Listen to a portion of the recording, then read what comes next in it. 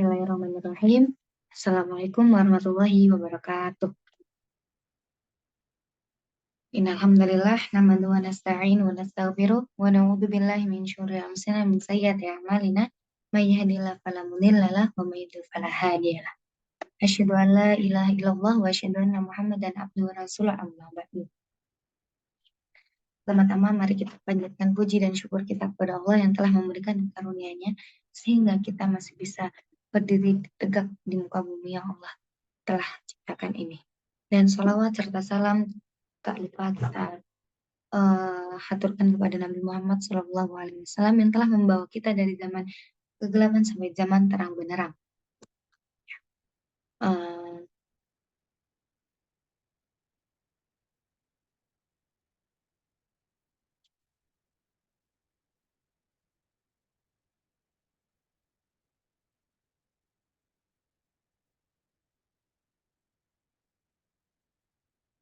ya, teman-teman, kali ini insya Allah saya akan membahas tentang hiwalah. Kenalkan dulu, Anjung ya Robun, saya Fitri Angelina dengan NIM 2210102007 dengan moto Khairun Nas Anfa'ul Linnas, yang artinya sebaik manusia adalah manusia yang bermanfaat bagi yang lainnya. Di sini latar belakang saya membuat video kali ini adalah karena tugas besar dari mata kuliah Fikih Muamalah 2 atas dosen pengampu Ustadz Dodi Yarli RME dengan judul yang saya akan bawakan adalah hiwalah. Lanjut aja. Ya, pertama-tama kita akan bahas dari definisi hiwalah. Hiwalah atau hawalah secara bahasa berarti memindahkan. Hawalah dalam istilah syar'i berarti akad yang berkonsekuensi memindahkan utang satu pihak ke pihak yang lain. Jadi ada 3 pihak berarti nanti ya. Dari A dipindah dari A berhutang ke B, nanti C-nya yang bayar. Jadi ada 3 pihak di sini. Nah, dengan dalil mengenai pemindahan utang ini adalah An Abi Hurairah radhiyallahu anhu anna Rasulullah sallallahu alaihi wasallam qala matala ulghani zulmun fa idza utsbi'a ahadukum ala maliyin falyatba. Dari Abu Hurairah radhiyallahu anhu, ia mengatakan bahwa Rasulullah sallallahu alaihi wasallam bersabda, penundaan pembayaran utang dari seorang yang kaya adalah sebuah kezaliman. Jika salah seorang dari kalian dipindahkan kepada seseorang yang kaya, maka ikutilah. Hadis riwayat Bukhari nomor 2288 dan Muslim nomor 1564. Ya, dari hadis ini Syekh Muhammad bin Shalih Al-Utsaimin rahimahullah dalam syarah Riyadh As-Shalihin mengatakan makna hadis penundaan pembayaran utang dari seorang yang kaya adalah sebuah kezaliman, yaitu seseorang enggan melunasi utang yang menjadi kewajibannya, padahal ia kaya dan mampu untuk melunasinya. Ini adalah suatu bentuk kezaliman. Jadi kalau misalnya dia emang mampu untuk membayar utangnya, segera dibayar. Kalau misalnya enggak, itu adalah suatu bentuk kezaliman. Karena setiap orang wajib melunasi utangnya dengan segera. Ketika ia punya kemampuan, jangan sampai dalam keadaan mampu malah menunda-nunda untuk melunasinya. Karena menunda melunasi utang dalam keadaan mampu ia termasuk kezaliman. Semoga kita terhindar dari kezaliman tersebut. Jadi teman-teman, kalau misalnya kita yang punya utang dan kita mampu untuk masih membayarnya, jadi kita segerakan untuk membayar utang tersebut. Di kitab yang sama, Syekh Ibnu Utsaimin rahimahullah memberikan penjelasan yang diolah bahasanya sebagai berikut. Siapa yang memindahkan utang kepada orang yang mampu, maka ikutilah. Misalnya, Ahmad ini berutang kepada Zaid. A ke B. A berutang ke B. Misalnya Ahmad berutang kepada Zaid sebesar 100 riyal. Ahmad berkata kepada Zaid, berkata begini, saya akan meminta Amr, pihak ketiga, saya akan meminta Amr sebesar 100 rial yang sama utangnya, jumlahnya sama untuk melunasi utangku padamu. Jadi, Ahmad ini berutang pada Zaid awalnya. Ahmad berutang pada Zaid 100 rial. Kemudian eh, Ahmad ini tuh berkata kalau misalkan saya tuh akan meminta kepada Amr untuk melunasi hutang dia yang ada di Zaid tadi sebesar 100 rial. Zaid dalam hal ini harus menerima karena sabda Rasulullah SAW, jika salah seorang dari kalian dipindahkan kepada seorang yang kaya, maka ikutilah. Jadi Amr ini istilahnya orang yang kaya. Jadi Ahmad ini bisa minta ke Amr atas persetujuan Amr sendiri. Jadi Amr tuh sudah menyetujui bahwa dia tuh yang akan melunasi hutang Ahmad kepada Zaid. Nah, jika salah seorang dari kalian dipindahkan kepada seorang yang kaya, maka ikutilah. Ikutilah. Jadi dia tuh harus ikut, nggak boleh membantah.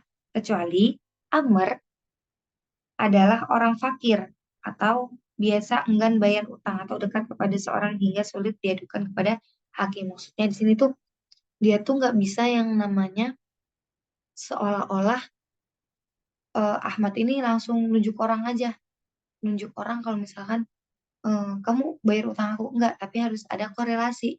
Si pihak itu, si Amr itu juga harus menyetujui gitu. Jadi Amr ini juga nggak boleh fakir juga atau misalkan Amr ini ternyata juga punya utang ke Ahmad bisa tuh. Jadi kayak langsung misalkan dari Ahmad punya utang ke Zaid, ternyata Amr ini punya utang ke Ahmad. Jadi dengan persetujuan juga si Amr ini nanti akan langsung membayar kepada Zaid dengan sebesar nominal yang dihutangkannya. Yang dihutang, maksudnya yang pertama kali hutang yang Ahmad kepada Zaid sesuai nominal itu yaitu 100 riyal. Nah, rukun-rukun hiwalah apa aja sih? Rukun hiwalah itu ada muhil.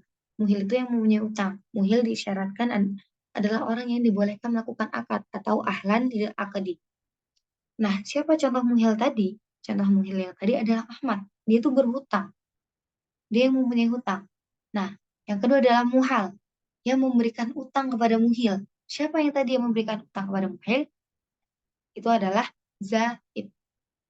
Muhtal diisyaratkan adalah orang yang dibolehkan melakukan akad atau ahlan lil akadi. Yang ketiga adalah muhal alaih, penerima akad pemindahan utang dan bertanggung jawab melunasi utang pihak muhil. Yang bertanggung jawab untuk melunasi utang muhil adalah tadi siapa contohnya? Amat. Muhal alaih diisyaratkan adalah balik dan berakad.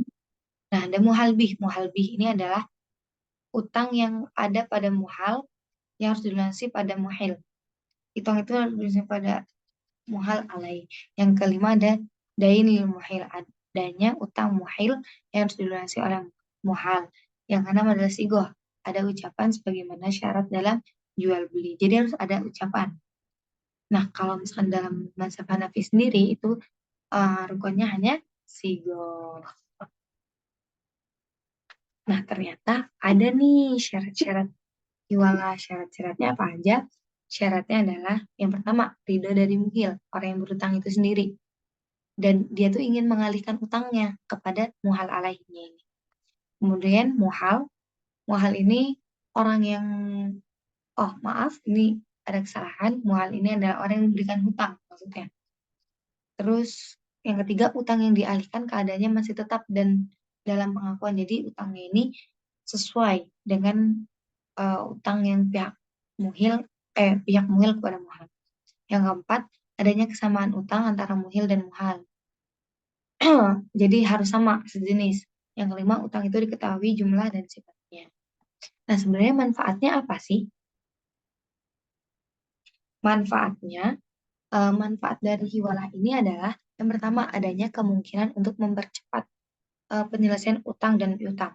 Misalkan gini ya, kalau aku sendiri, misalkan aku punya utang kepada Aisyah, aku punya utang kepada Aisyah, tapi Zainab juga berhutang kepada aku dan nominalnya sama.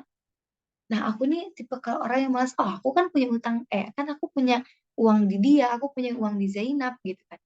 Jadi ya udah nanti aja nih utang yang di siapa siapa tadi Aisyah ya. Utang yang di Aisyah ini nanti aja karena aku punya utang ke Aisyah. Aku punya utang ke Aisyah dan aku punya uang juga di Zainab karena Zainab pernah utang ke aku. Jadi ya udah nunggu Zainab aja bayar gitu kan. Sementara yang di Aisyah nih ya udah nanti aja gitu kan.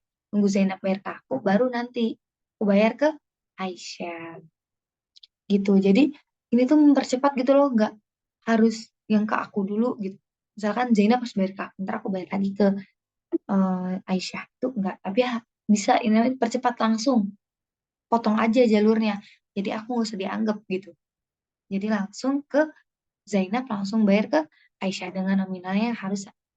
Yang kedua, bisa tersedianya talangan dana untuk hibah bagi yang membutuhkan. Jadi ada talangan dana dulu. Misalkan aku nih ada dana hibah nih, misalkan di lembaga tertentu ada talangan hibah. Jadi uangnya itu bisa dipakai buat mengalihkannya dulu untuk apa namanya nalangin istilahnya gitu. Nah nanti aku tetap bayar ke dia gitu. Jadi misalkan aku punya utang ke kreditor A gitu. Ternyata lembaganya ini bisa yang namanya dia menjadi muhal alaih. Jadi aku meminta bantuan lembaga ini untuk dia tuh melunasi utang aku dulu. Itu boleh. Itu kan namanya mengalihkan utang. Kemudian yang ketiga bisa menjadi sumber pendapatan dan pembiayaan bagi bank syariah. Nah, ini skemanya seperti ini. Skemanya, bank di sini adalah muhal alaih dan pembeli ini adalah muhal.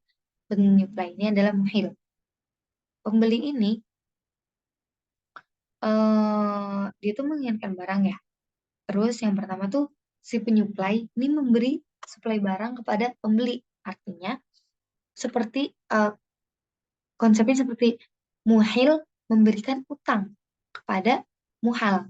Nah, penyuplai memberikan barang kepada pembeli. Nah, oke. Nah, nanti di sini perannya bank sebagai apa sih? Ternyata perannya bank itu sebagai muhal alai. Muhal alai ini adalah berarti yang kan penyuplai barang otomatis harus ada uang dong yang dibayar. Harus ada penyuplai ini butuh uang juga untuk apa namanya? Meregenerasi untuk operasional karena barang itu harus dibayar. Nah, bank ini sebagai muhal alaihnya, sebagai istilahnya muhal alaih itu kayak dia yang bayar gitu. Nah, jadi bank ini sebagai pembayar, sebagai apa ya, yang nalangin dulu lah istilahnya gitu. Sebagai muhal alaih, sebagai dia yang menerima tanggung jawab untuk membayar kepada penyuplai. Jadi pertama dia suplai barang, yang kedua penyuplai ini juga harus memberitahu ke banknya itu bahwa dia tuh udah menyuplai barang segini ke Fulan. Yang ketiga, banknya ini membayar. Nah, yang keempat nanti banknya ini menagih ke pembeli nanti baru pembeli ini membayar kepada bank. Jadi seperti itu kurang lebihnya dari penjelasan Hiwalah. Semoga materi kali ini bisa bermanfaat bagi kedepannya dan kita dimudahkan segala urusannya. Eh, insya Allah materi ini akan sangat-sangat membantu bagi kehidupan kita sehari-hari. Jadi kita nggak usah pusing nih kayak uang aku ada di dia, uang aku ada di dia. Udah, terus aku juga punya utang ke dia. Udah langsung cut. Kita punya utang misalkan sama nominalnya. Oh, nanti kamu langsung bayar ke dia aja ya. Itu bisa insya Allah. Oke, sekian dari saya. Kurang lebihnya mohon maaf. Wassalamualaikum warahmatullahi wabarakatuh.